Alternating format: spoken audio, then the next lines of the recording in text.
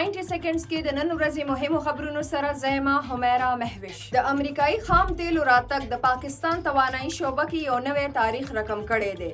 امریکای لخوا خام تیل راوړونکي لوی بحري جهاز MT پیګاسس نن بلوچستان سنرجیکو کمپنۍ د تیلو ټرمینل ته راورسېدو. پاکستان او افغانستان ترمنځ مذاکراتو ناکامۍ پر رد عمل کې د دفاع وزیر خواجه آصف ویلي دي چې پاکستان عزم او صلاحیتونه آزمایل به افغان طالبانو لپاره ډیر ګران پریوزي.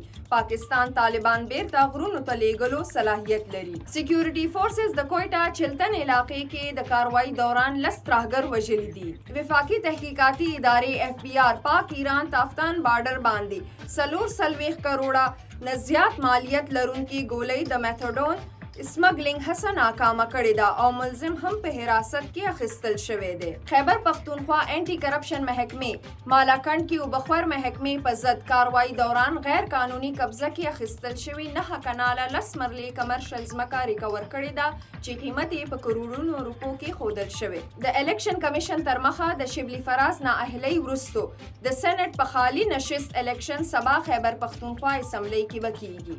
نادرا اعلان کړی دی چې ټولو وګړو ته به ړومبی شناختي کارت مفت ملاویږي. دا تر دې دمه مهم خبرونه نورو خبرونو او معلوماتو لپاره سنو پښتونخوا سره اوسئ.